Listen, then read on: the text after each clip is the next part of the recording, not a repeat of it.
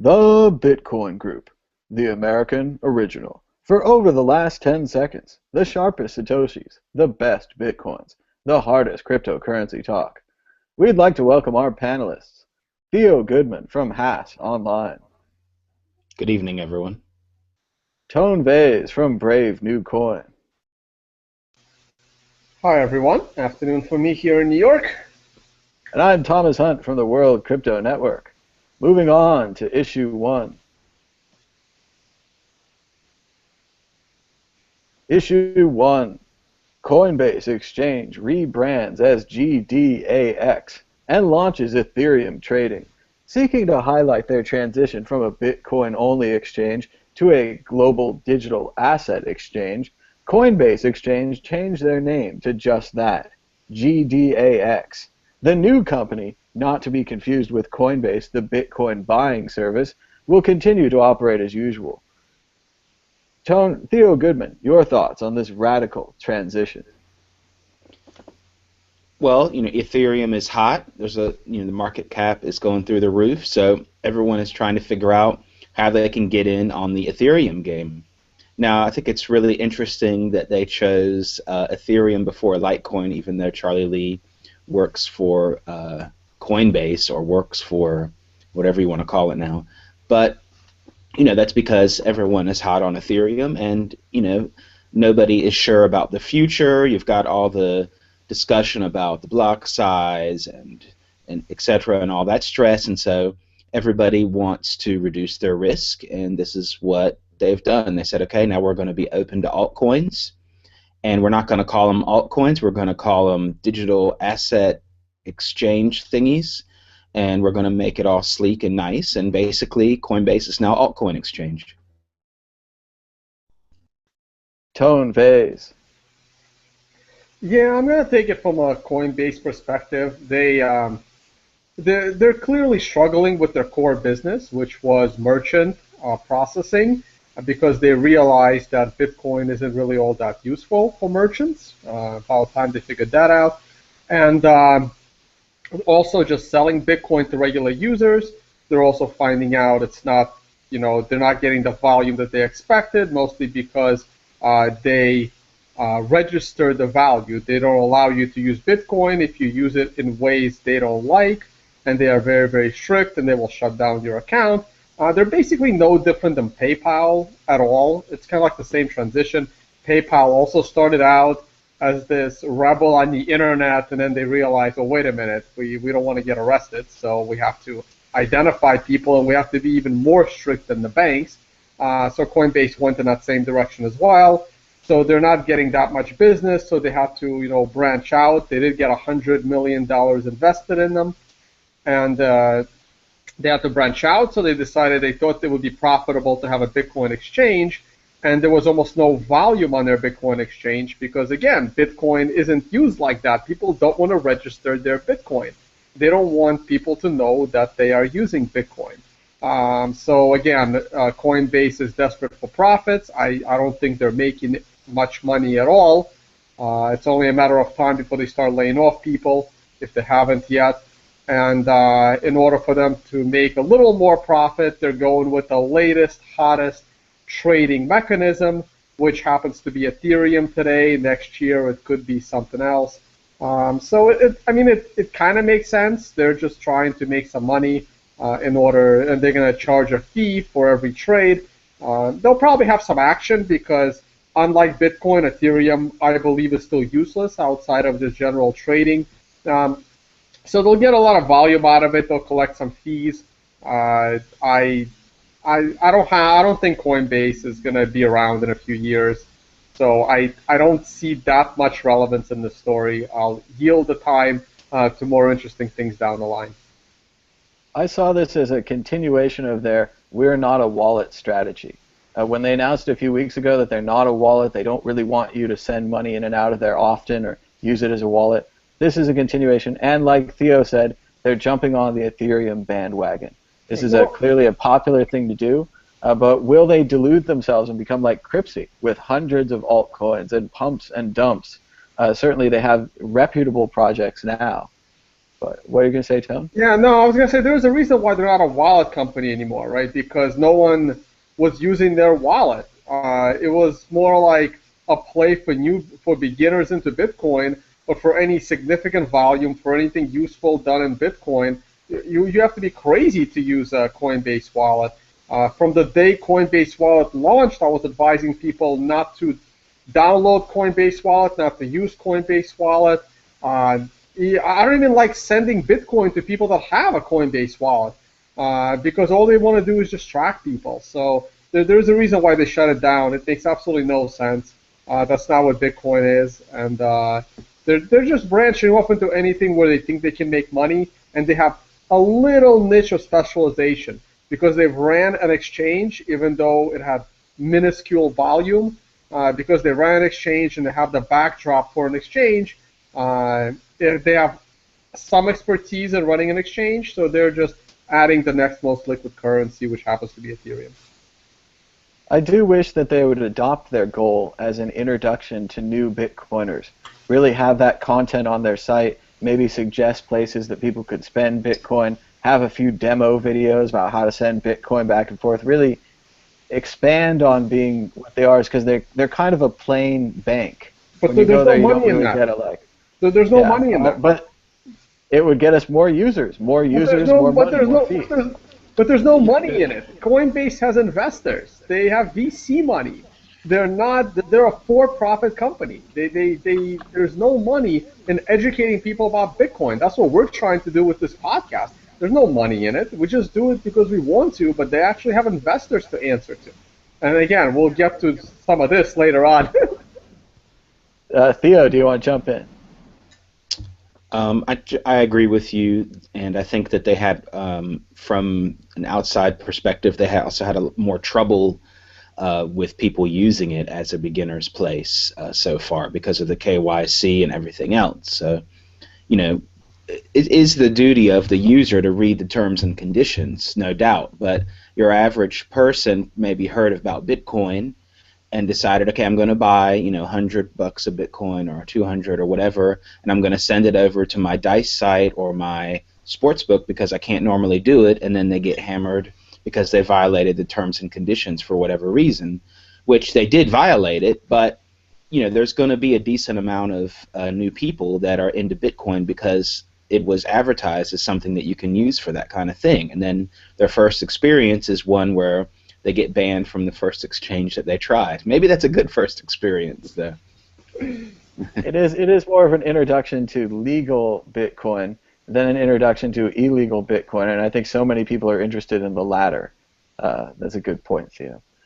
Exit question. How many coins will GDAX have listed at the end of 2016? Theo Goodman. I'm going with 3. Litecoin, Ethereum, Bitcoin. Tone Vase. I'll add one more to that. I'm sure there is a better and greater Ether right on the verge of launching. So I think there'll be one more. Don't underestimate the hype. So I think that the correct answer is 4.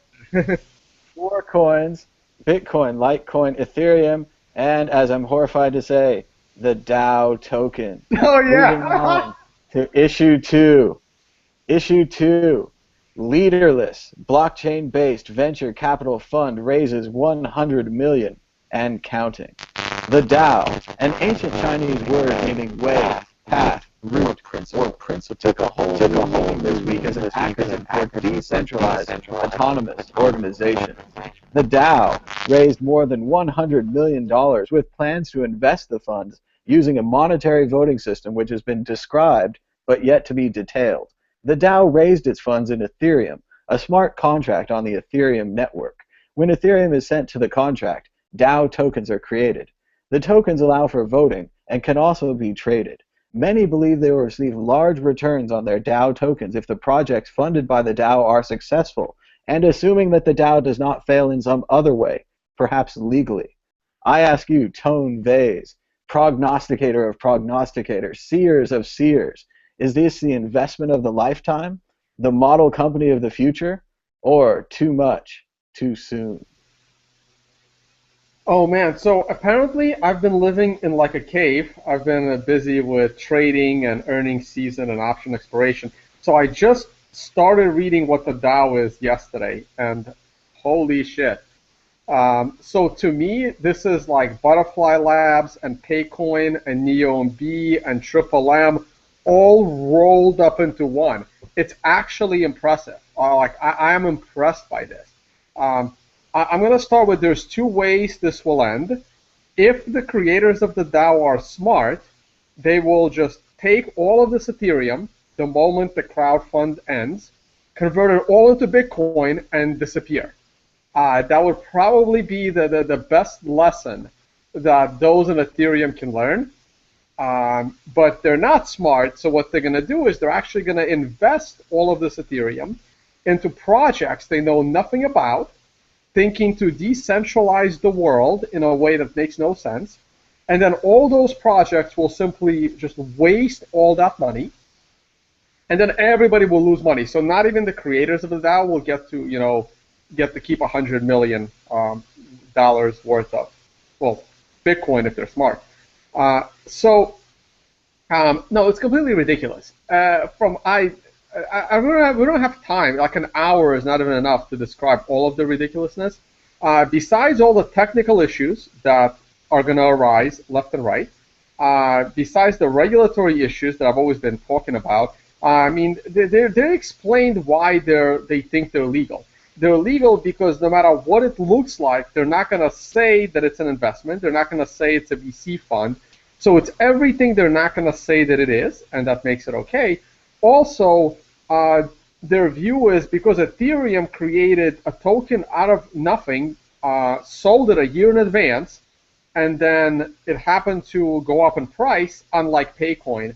To me, Ethereum and Paycoin are exactly the same. The only difference is one went above the starting level, and the other didn't. Other than that, to me, they're exactly the same.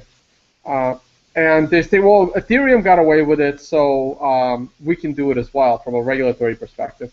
No, that's also ridiculous. Also, what people need to realize, now that all of these Ethereum people have made money, and I'm happy that they made money, and they will lose this money, right? Just like early Bitcoiners made a lot of money, and then they lost it all between Mt. Gox and Butterfly Labs and Neo and B and Bitcoin Savings and Trust and all these other awesome investment vehicles that were going to provide them returns on their Bitcoins ended up being a lesson in how you lose your Bitcoin. So this is a lesson in how you lose your Ethereum. But other than that, people have to realize that VCs, they lose money. That's what they do. I was in grad school studying financial engineering, and it was the first economics course I ever took, and we had a presentation, and someone asked a question. So how come all these rich people just give their money to hedge funds so they can lose it for them? This was a real question to like a person, and he had a really good answer, like, yeah, that's what you do when you have a lot of money. Rich people have a lot of money. They don't know what to do with that money, and they think they can do better than the market. So they give this money to hedge funds, and 90% of hedge funds will lose all your money. Or they give it to venture capitalists, and 90% of venture capitalists will lose all their money.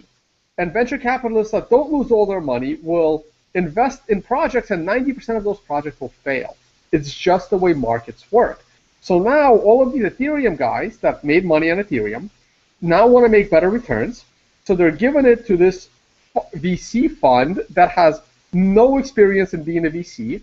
They're also going to be funding projects that are completely not profitable. There is nothing profitable in the shared economy. And they're all going to lose all that money, assuming it even gets to the point of being invested. Anyway, I can get into the details of how they can just invest in their own projects and how you have 15-year-olds deciding on what projects to invest, because it's all Reddit users are now becoming investors. They get to choose what they invest in. You can just go on and on and on. I've tweeted some of this out. Maybe I'll just keep going on Twitter. Theo, what did I miss? Go for it. I wish like Kyle Twerpy and... I think that I don't think you missed... I mean, that's all pretty much right. It's just that from my point of view, it's kind of like, okay, and it's kind of like in sports betting or in any kind of betting, doubling down. So it's like a parlay. So you win five, and so you bet five and you win five. You doubled your money, and instead of taking your five out, then you put 10 down into the next thing. Just that's basically what you explained.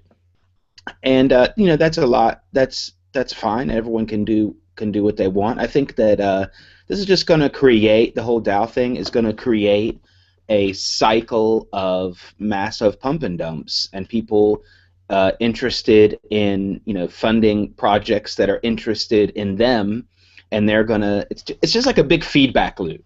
So Ethereum founders and investors make money, and they take that and they invest in the DAO, and then the people and then they make projects that the DAO invests in, and those people profit, and then they just repeat the process over and over again. Now, if they actually make money on the business itself, I don't know, or if they just make money on investing and the price of the token goes up or down and they can make money like that, then that's probably what's going to happen. So I see this as a big cycle of pump and dumps that will probably happen, and it's a kind of feedback loop. Now we're not talking about the tech that it's supposed to be decentralized crowdfunding, and I think that's a good discussion to have if that's viable and how we can do it and if it makes sense.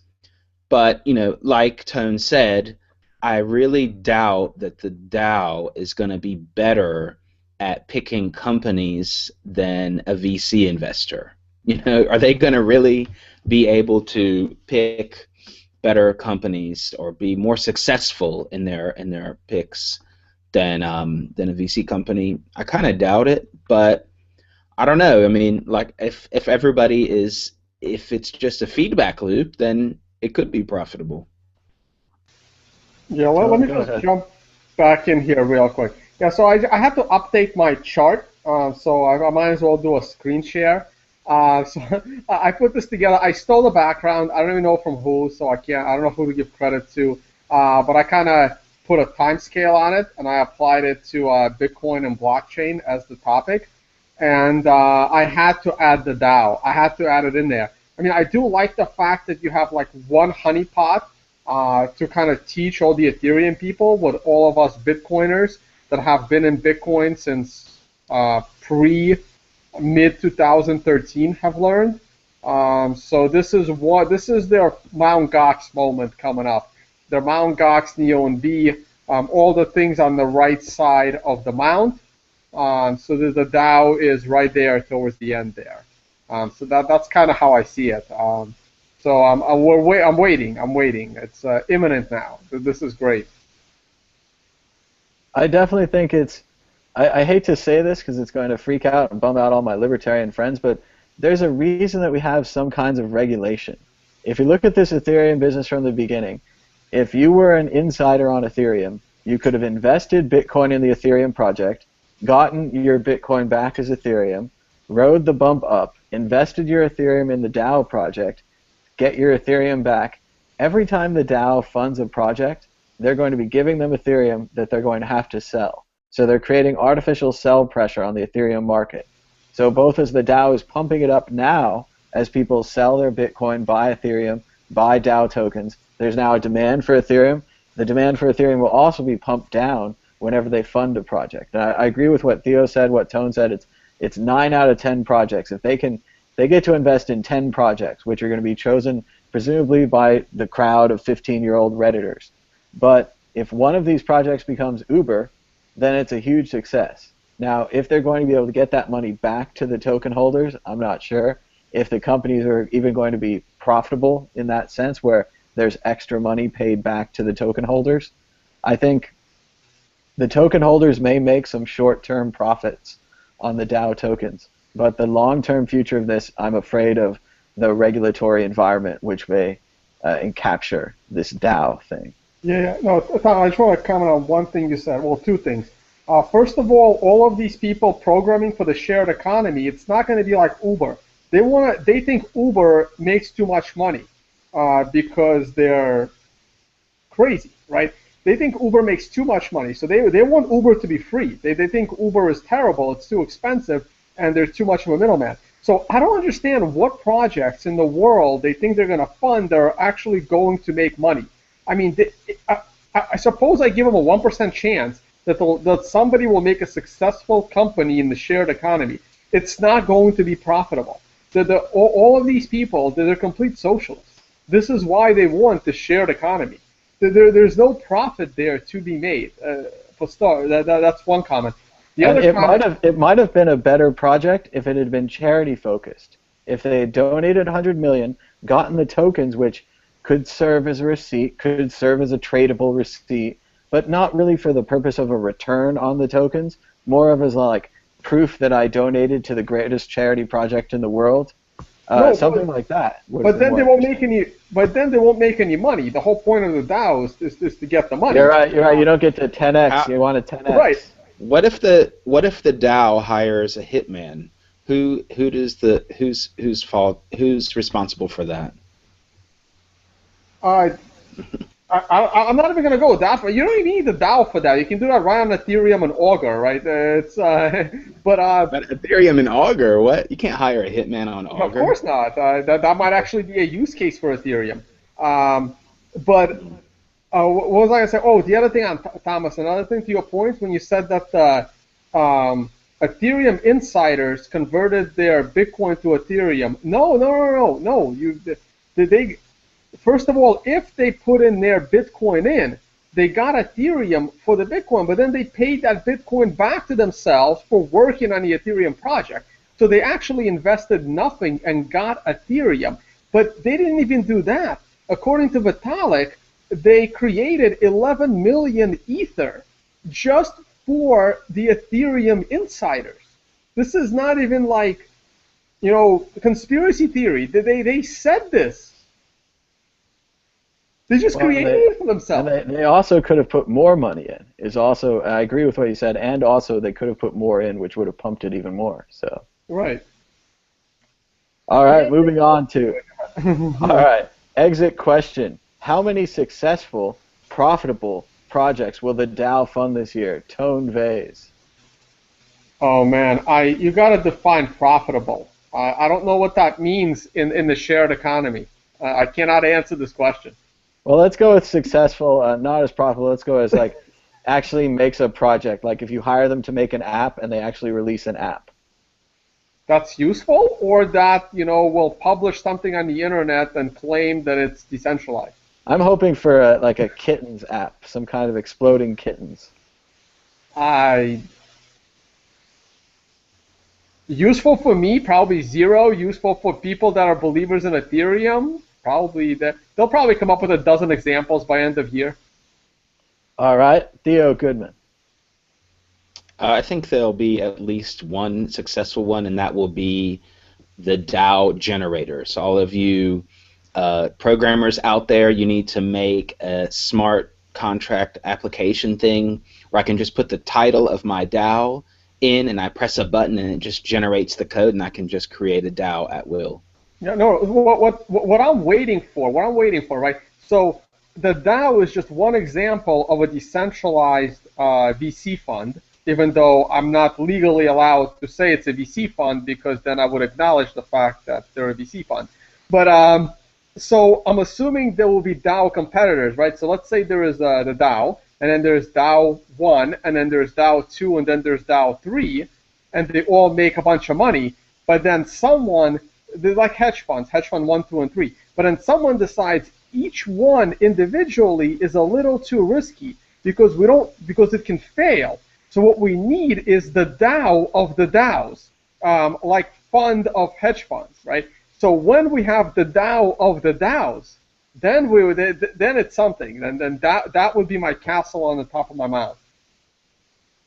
I definitely think we'll see a DAO of all DAOs. I was already thinking that Coinbase is starting to look like the alphabet of Google's with their many smaller companies, and we already have DCG. We've got a 3-letter acronym running around. It's all mixing up. All right, ready to move to the next issue? Let's see, here we go. Purse Pre allows you to buy all of the latest gadgets with no hassles. Have you pre-ordered something recently? Did it arrive? You're one of the lucky ones. Many pre-order projects fail to ship, and credit card protection only lasts 90 days. Shop at PursePre, where we'll use the power of escrow to hold your Bitcoin, so you always get a refund if the product never ships. Now you can buy anything with Bitcoin at purse.io. Issue 3. Blockchain launches and open sources Thunder, an early implementation of the Lightning Network, which allows for free and instant Bitcoin transactions by using a system similar to an incentivized network of the old children's game Telephone. I'll pass your message along if you pay me, but I'll only get paid if the message gets delivered. Allowing users to transfer funds without settling to the Bitcoin network allows them to send a multitude of transactions before ever having to pay the miner's fee. Theo Goodman, your thoughts on this exciting announcement from blockchain? I think it's good that there's a competing system to the Lightning Network. And, I'll honestly say I have not looked behind all of the technical aspects and I haven't even really grasped all the technical aspects of the Lightning Network, to be honest. But I think it's good that there's something else out there that is, pushing the pace and making it interesting, that people have a choice to say, okay, what's the better solution, Lightning or Thunder? Or maybe there'll be, something else. Maybe Tornado will come next, and that'll be, a kind of way. Tornado is kind of like Lightning and Thunder, but it mixes your coins, because it's Tornado. Get it? So, yeah, I'm glad that somebody besides, I'm not against Blockstream, but I'm glad that somebody besides them is working on something out there, because even if Blockstream is not trying to become Borgstream, a lot of people think it looks like that. So this makes it, okay, look, there's more than one person working on this kind of scalability issue besides them. So let's take a look at what they're doing, and yeah, let's see what it turns out to be. Sounds like some great plans, Theo. I look forward to Tornado watching. Tone Vase. All right, so I gotta play the contrarian again here. So I read it over. It sounds exactly like Lightning. They even named it Thunder. I have a few questions. I don't know about the technical details. Does it work across all wallets or only within blockchain.info to blockchain.info wallet? That's my first question.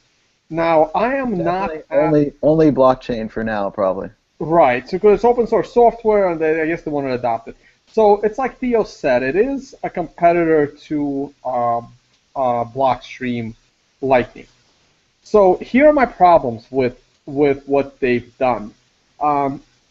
And I'm about to piss off a lot of people that I like and I'm friends with, like Christoph Atlas, who works at Blockstream.info, and Roger Ver, who I'm good friends with, but for some reason we can't really agree on anything, who is, I know is an investor in Blockchain.info, everybody knows that, and also Nick Carey, who I've never actually met, but I do like. I don't use blockchain.info wallet. The reason I use a blockchain.info wallet, and I haven't used it for about 2 years, is because it's failed me too many times. And it's failed me pretty badly. Also, in the beginning, they had this insane idea of emailing you your private key, and that's how a lot of people lost Bitcoin. Had it just stolen right out of their emails, and I think we're going to get to that in the next story. So I don't have much confidence at all for the engineers at blockchain.info. I have a lot of confidence in the engineers at Blockstream. Now, these guys released this already kind of quick, and from my experience with their wallet, I'm a little scared of how this is actually going to work. This is one of the reasons why I'm not very optimistic on it. I apologize to my friends that are associated with Blockstream.info, but I gotta be honest here, I am not too crazy and optimistic about this. I would leave something as delicate as this to the best engineers in the room, which I believe are at Blockstream, even if some people do think they are the Borgs or whatever, or, I'm sorry, I'm not a Star Trek fan. I'm about to get. I think this statement is going to bring in more hate comments than everything I've ever said about Ethereum. What the term that Theo said. I don't believe that's a Blockstream, but I do understand why some people might believe that. I think it's an interesting project, and it's great to see blockchain.info finally release something. One of the oldest companies in Bitcoin, raised more than $30 million, has pretty much released a wallet and a website. So it's great to see they had a new version of the app recently. It's gotten a little bit better, but it's great to see them release something. I think it's interesting. I agree with Theo. I like the competition. I like to see someone else out there with the idea. And I can say, while Blockstream is definitely working on an implementation of the Lightning Network, the Lightning Network guys themselves declined to join Blockstream and are starting their own company. So there'll be at least 3, perhaps, implementations of this very similar idea. I don't know if they'll be compatible or perhaps just work together on the same one, but Theo's idea of Tornado is looking more and more likely as we'll have many different microtransaction, pass-it-along type networks in the near future. Wait, Thomas, can you get back to that? I just learned something new. Wait, so Poon and I always forget the other guy's name. Taj and Poon, but that's their names. But it's my understanding that they've raised VC, and that they're going to be starting their own company. I don't know the name, Lightning Network Company, but yeah, it's my understanding Blockstream certainly wanted them. They're big fans of this project, and as everyone in this space knows, they're kind of big fans of collecting the brains. Right. Blockstream seems to have all the brains, and I think that's why it freaks everyone out. They don't seem to have any kind of public relations or any kind of community reach out, and they're hiring all the smart people. And right. Well, I would think the smart people would also want some community and some public relations. Yeah, but I'm not sure why they're not doing that. It's kind of unfortunate. I would have really wanted them to stay with Blockstream. But this also goes to my constant argument with people that they think all of the smart engineers at Blockstream are just, sitting there in a conference room scheming to take over the Bitcoin world. No, I bet you they spend half their day arguing with each other over what needs to be done. Because it's pretty decentralized in there, and they have different opinions. Just because they're in one room doesn't mean they all have the same ideas. So the fact that these guys got their own VC money and decided to start their own kind of proves it. All these things are going to be open code. They're all going to be open source. So I guess it's kind of good that they're competing. I'm just a little, hesitant about the fact that blockchain.info released it first. I would have rather it come from the original creators or the guys at Blockstream. But again, I'm very biased based on my early experience with the blockchain.info wallet. And I used it for a while. I used it for over a year, and I was so happy when other competitors came out, and I switched. I haven't looked back, but maybe I'll give them another try one of these days. But I'll leave it at that. And exit question: Thunder, Lightning, or Tornado? Which project will be the project that helps Bitcoin scale? Theo Goodman. Tornado, of course. Tornado, if you want to invest in Tornado, then just check out the next DAO offering. It'll be combined with smart contracts, microtransactions in Bitcoin, and lightning fast transactions that will make it viable to use Bitcoin worldwide to buy coffee. Tone Vase. Man, you got some tough exit questions today, man. What happened? I have no idea. Theo wrote the exit questions today. Okay, there you go. I don't know. Look, I gotta go with the horse in the race. I've been backing for a while. I gotta go with Lightning. I think once Lightning comes out, it will be thoroughly tested and good to go. But nothing is better than Tornado. Nothing. All right, moving on to issue 4. Issue 4, LinkedIn hacked. When LinkedIn was hacked in 2012, we didn't think the damage was so bad. Sure, 6.5 million passwords were stolen, and users everywhere were asked to change their passwords. But now the damage is much worse. With 117 million passwords, more than 167 million individual records for sale on the web for a measly 5 bitcoins or $2,250 approximately. The passwords were stored in LinkedIn's database in SHA-1 and were unsalted. That is to say, they did not have any salt or random characters added to the end of the string to make the passwords harder to crack. One purchaser said that they were able to decode 90% of the passwords in 72 hours. The Bitcoin connection is obvious. Once again, Bitcoin is being used by criminals to sell their wares. Does this story do more damage to Bitcoin's already bad reputation, help Bitcoin by once again spreading the word about its usefulness and utilitarian value, or is this yet another reminder that security across the board needs to be increased, with harder encryptions and procedures at every level, including the users who need to upgrade to password managers and two-factor authentication? Tone Vase. Oh man, I actually love the fact that the story is last because it like sums up everything that we've talked about today. This is great, or over the last few weeks. All right, so there was a lot that you said there. Let's start with, yes, online security across the board needs to increase dramatically. It needs to increase from the company's perspective, not necessarily from the user's perspective. The user should have an option of whether they even want the password or how strong it needs to be. The company needs to encrypt their data. They need to encrypt it not only from criminals, they need to encrypt it from the government that are usually bigger criminals than the criminals. So that's an easy one. I'm not going to address that anymore. Security needs to go up. All our data needs to be encrypted. What does it do for Bitcoin? I think it helps Bitcoin, but not only from the perspective that it, like throws the word Bitcoin all over the place. It also highlights the usefulness of Bitcoin. Notice how it's not for sale for Ethereum, right? So it clearly shows how Bitcoin is still useful. Now, I don't even remember this happening in 2012. I don't think I've changed my LinkedIn password in like 10 years.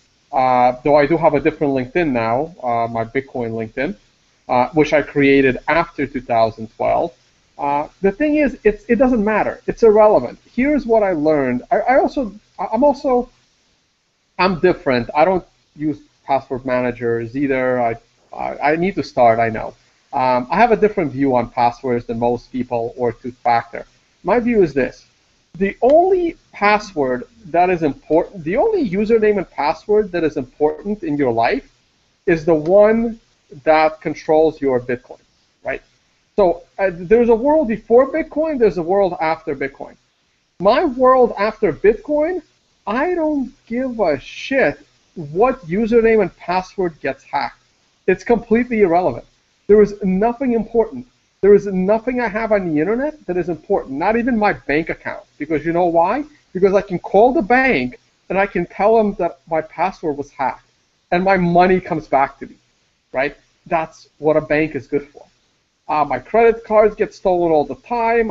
It's an annoyance to constantly get new credit card numbers. But it happens all the time. Like every year, at least one of my like 9 credit cards gets, hacked or whatever it is. It doesn't matter. You just, when it happens, you call them and you get it back. The only password that matters is your Bitcoin password because you're not going to get it back. So in this case, who cares? This also brings me back to the blockchain.info story. Now, if your username was your email and your password back in 2012 for your LinkedIn was the same password as your email password, and you had a blockchain.info wallet, you're screwed because then they can get into your email account and they can get the private key to your Bitcoin wallet. Okay, so once again, the only password that matters is the one that controls your private key. Otherwise, who cares? Theo Goodman. Well, it just goes to show that Bitcoin is like cash, because if I want to sell something, then, and I want cash on the internet, then I need to use Bitcoin. I mean, LinkedIn, come on, guys, you're supposed to be network for professionals and you're not doing a professional job with your security, that's a joke. You know, I mean, think of all the smart people on LinkedIn that would have gladly taken a job at LinkedIn doing security. You just type in, they should use their own platform. You know, IT security specialist. Type in, you know, do your own data mining on your own platform and get someone qualified to do, you know, some basic seeding of the SHA-1 or whatever you need to do to make it secure. So LinkedIn, come on, use your own platform. I'm going to second with what Theo said and say that LinkedIn should really get two-factor authentication. All of the banks should really get two-factor authentication. No, come on, Tony. I don't know. That's kind of a Bitcoin thing. Two-factor authentication. I'm not against two-factor authentication, but I think that it's a little bit. I think Bitcoin people are spoiled and used to a few standards that other people aren't. So I think if LinkedIn did that, their customer base would die because most people are not willing to go through all that trouble. You know, they're not going to do it. They're happy with maybe an email to FA or something like that. And there's no money on LinkedIn. I'm not putting Bitcoin on my LinkedIn account, or my credit card data might be on there. I don't know, but you know, I'm not really putting cash on there, so I don't care about that. But Bitcoin people are used to instant withdrawals and 2FA, and if they don't have that, they won't trust anything. I think your reputation is more valuable than that. I think that if I could properly hack LinkedIn one day, have all these big people suddenly recommend me, I could get a job the next day based upon the hack. So I think that they need two-factor authentication. I think that everyone needs to get used to it and get excited by it. When I used to read, let me romance you for a second. Let's get excited.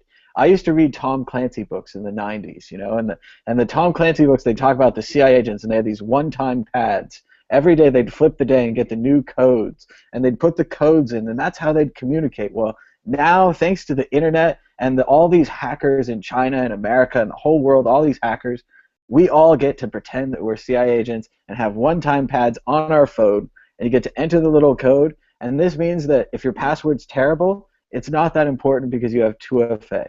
If you don't have 2FA, you only have a password, and that's all you have. And I want to second what Tone said about the only important password. The other important password is the password to your LastPass or OnePass account, which I'm saying that you should all go get now. Password managers.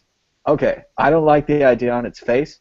Put all your passwords in one honeypot and then lock them up with one password and hope that everything goes well. All right, that's scary. I avoided it for a long time. I like being independent too, but the reality is my piece of paper with the passwords written down on it, your memory of the passwords, it's not going to work. The passwords I have now are complete gobbledygook. U3, 5N7, F or 3. That's because I use a password manager. Because of that, 99% of my accounts are now gobbledygook passwords that I could change every month if I wanted to. Password managers, two-factor authentication, take control of your own accounts.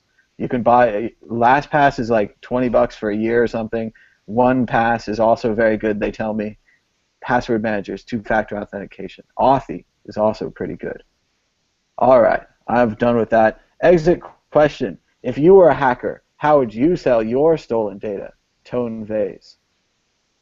I'd sell it for Bitcoin, but if I had 117 million of them, I would ask for way more than 5 Bitcoins. Somebody is getting that database cheap. Of course, they can resell it infinite number of times, right? I mean, they're not. It's not a Bitcoin that they're selling. They're selling an Excel spreadsheet, so they can just keep reselling it. So I guess there could be good money to be made there. If only we could put this spreadsheet with the passwords on the blockchain. That would have secured it. We could have secured it with blockchain and Ethereum and DAO tokens. Theo Goodman. Well, of course, I would sell it for DAO tokens. No, I'm just joking. Of course, Bitcoin is the choice. It just shows another utility. Yeah, okay, they're criminals. They stole passwords and all that. But if it was something physical, then they would be using U.S. dollars. And if it's something on the internet, then people use Bitcoin. Bitcoin is like cash. It's money for all things, like buying drugs and buying hookers and buying hackers. If your currency can't buy drugs, hookers, and hackers, what good is it?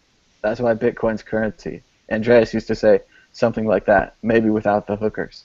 Moving on to predictions or story of the week. Tone Vase, do you have a prediction or a story of the week?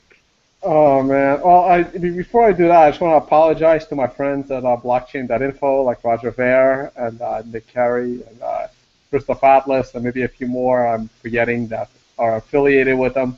They're gonna be so mad at me after this episode. As usual, I'm never prepared for this section. I mean, my prediction is pretty simple. I mean, the DAO is going to be a complete disaster. This is like children creating a VC fund for other children, which is fun, you know, if they're using like baseball cards. And even then, they would regret it if this was, you know, 1960s and you have like Mickey Mantle rookie cards, and then you're playing VC with them and they were worthless at the time, and then you never know what they become.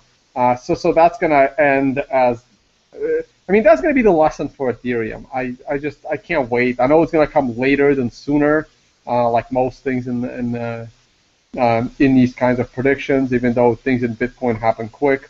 But we'll see. That's my prediction long term. Just keep an eye on that DAO. That's going to be. I try not to say I told you so's, but I'm going to enjoy that one. Theo Goodman. My story of the week, it might have even been older than a week, but I'm still going to go with it, is in the realm of sports betting and casino and gambling. The website Bodiva and Bodog, which are really well-known sports books. Bodog is based out of Canada and is known by a lot of U.S. users that are not allowed to use sports betting in the U.S. So what they're going to do, not only do they accept Bitcoin, and that was news recently, but what's going to happen on June 1st is that the affiliates that earn money from promoting them are going to be able to only be paid out in Bitcoin. So if you're an affiliate and you earn money from promoting their sports book, then the only way for you to get paid out is going to be Bitcoin. And that's a very interesting development. So that means there's going to be a lot of people that are going to have Bitcoin suddenly are going to want to cash out, or they're going to want to spend it on something, or they're going to want to do something. They're going to be figuring out what to do with this Bitcoin. And I don't know where bettingpartners.com is the affiliate manager site. So they also do affiliate management for other websites. But I don't know where they're sourcing their Bitcoins, or if they just have a bunch of them, if they're going to buy them as needed. So I think that's pretty interesting. I'm on bettingpartners.com right now, and it looks like they do have some good tutorials, kind of like what you were talking about, Thomas, about, you know, how to do the wallet, and they're suggesting using Kraken, and they do have blockchain info too, because funny enough, and a lot of the sports books that accept Bitcoin have this. Everyone is using Coinbase and then blockchain info and then to the sports book, and all the tutorials have that in them. But this place is even going a step further, and they're like, no, do use Kraken, and then even if at Kraken, you then send it to blockchain info, and then from there you send it to your sports book and the other way. The problem is just a quick thing. The problem with that is that when the people actually win and they want to cash out at Coinbase, and Coinbase is like, hey, how do you have 2 times the Bitcoin that you had when you started? And then all the questions start, and then they get banned, which, you know, is part of the terms and conditions and all that stuff. Sure enough, they have to comply, but therein lies the problem. And so a lot of people are slowly going to learn about Bitcoin, how to cash it out. What do I do? Oh no, why is my Kraken account blocked? Why is my Coinbase account blocked? And, you know, there are going to be people that learn the good way and people that learn the hard way. All right, and my story of the week this week is double down. Double down on your security, get 2FA, get a password manager. Do it. Try it. You've been putting it off for too long. Your passwords are probably bad. You're probably using the same password at multiple sites. Let's change them all to gobbledygook. And for those of you who have password managers, like myself, it's time to change and update your passwords. You have some old ones, they're crap. Even if they're gobbledygook, they could be updated. So let's all change our passwords. Let's all have better security. Put 2FA on all your Bitcoin accounts. And while I'm doubling down, I'm going to double down on the ad too. Everyone should check out Purse Pre. You can get some like cool drones, crazy new stuff with Bitcoin or Ethereum through Shapeshift if you're into that sort of thing. And you can pre-order now without the hassle. Like if it doesn't ship, you just go to Purse, you cancel it, we have your Bitcoins. You cancel with us, we cancel with them. So all the hassle is gone from pre-ordering at Purse Pre at purse.io. So double down, double plug. Anything else? You guys ready to close it out for today? Yeah, no, that's a great story, Theo. My Windows machine kept crashing on me. That was great. I heard about it. I remember Bodog from back in the day. I mean, they've been around for a while. They're not new. They have a history. They have a reputation. I think that's big. And if they know what Bitcoin is, it's only a matter of time before they start accepting it for payments, for betting. I mean, they have the resources. And what Thomas was saying, Coinbase should teach people how to use Bitcoin. There's no profit in that. For Bodog, it makes perfect sense to teach people how to use Bitcoin because they save money by not having to deal with the US dollars. So they want everyone to be comfortable with Bitcoin so they can like switch to people funding their deposits in Bitcoin. So these are the kinds of companies that you should rely on to teach you how to properly use Bitcoin.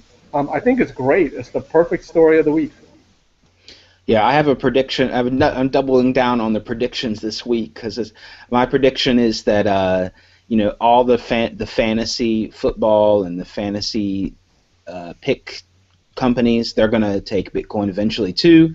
It's really interesting because they're more mainstream than sports betting right now, but slowly they're having problems with payment providers. And I have, tweeted one or two of them just, because I saw that they were doing a talk about payment providers. And the basic comment is, yeah, that's cool, but it's just not mainstream enough yet. So, but I think if more places like sportsbooks accept it, then, eventually the bigger places will accept it too. Yeah, no, football season starts in like late August, I think, and August, September. I mean, that's when Bitcoin betting is really going to shine. And then I say going into December, that's when people are going to realize the tax advantages of Bitcoin. And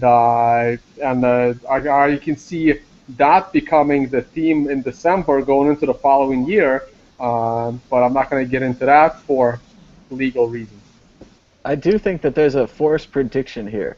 Will FanDuel, or one of these single-week fantasy sites, which are essentially kind of betting on fantasy football in a single-week format, will one of them accept Bitcoin? Last year, they both famously had trouble with Visa, lost their contracts with the NFL. Will one of them accept Bitcoin? Theo Goodman. Yeah, I think one of them will. Yeah, no, they will. Maybe not this football season because there may not be enough Bitcoin users for them to overhaul their system. They might just stick to the European kind. They might just stay outside the U.S. where they have enough of a user base not to have to overhaul for new technology. But perhaps for next football season, when Bitcoin is more popular and there are some more users of Bitcoin, it's only a matter of time. Excellent. And we're also out of time. Until next time, bye-bye. Bye, everyone.